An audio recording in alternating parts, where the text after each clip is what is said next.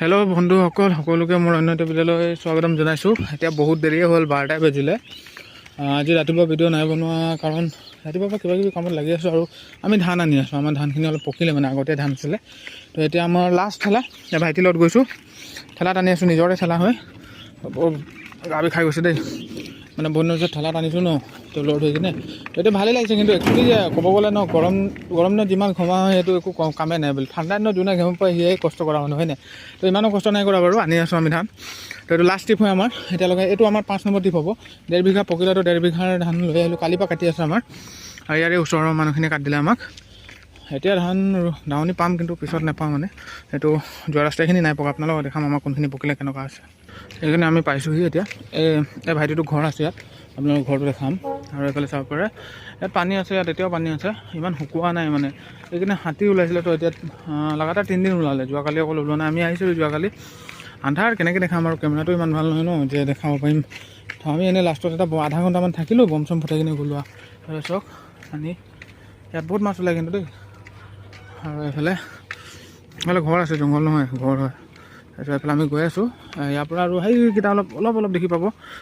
তাত মানে আমাৰ ধানখিনি থোৱা আছে। লাষ্ট 5 মুঠি হ'ব আৰু তাতকৈ বেছি নহয়। টিপালখনো লৈ আহিব লাগিব, একেবাৰে এতিয়া গোটেইখিনি লৈ যাম। আৰু লগত পানী বটল এটা আছে। আৰু চাব নেকি কি ড্ৰেছত আছোঁ, এইটো চাওক। এনেকুৱা ড্ৰেছত আছোঁ মানে মই, এনেকুৱা ড্ৰেছত। স্কুলৰ পৰা মাক থৈ আহিলোঁ আৰু এনেকৈ আছোঁ মই। জেকেট পিন্ধি, জেকেটটো পিন্ধা এটাই কাৰণ হৈছে, ধানখিনি যেতিয়া আমি এনেকৈ লওঁ নহয় গাত, খজুৱাই ন, সেইকাৰণে মানে লৈছোঁ এনেকৈ। এইফালে পোৱালিটো ঘৰ আছে দেই, এইফালে ইয়াত 6টামান ঘৰ আছে। সেইটো সম্পৰ্কীয় চব, সেইকাৰণে গড়বস্তি নাম এইটো জেগাডোখৰ। আৰু পথাৰলৈ পাই লওঁ, তেতিয়া আপোনালোকৰ ভিডিঅ'টো আকৌ কণ্টিনিউ কৰিছোঁ।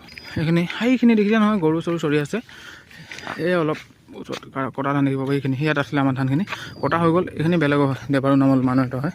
তো এইখিনি তাক হোৱা নাই আমাৰ। আৰু 2 ঘৰৰ হৈছে। এটি অহাকালি মানৰ পৰা এটি কাটিব নেকি, আমি কাটি দিছোঁ। মানে হাতী ওলাই ন, বহুত দিগদাৰী হয় সেইকাৰণে। আৰু এইটো চাব পৰা আপোনালোকে, ইয়াত জুই জ্বলাই মানুহে ৰাতি ৰখীয়া কৰে। খালি আমি যোৱাকালি আহিছিলোঁ, তেতিয়া নাছিলে মানুহ। আমি ইয়াত দলং এখনত বহি আছিলোঁ। আৰু এতিয়া ওচৰৰ পৰা দেখাম দেই আপোনালোকক।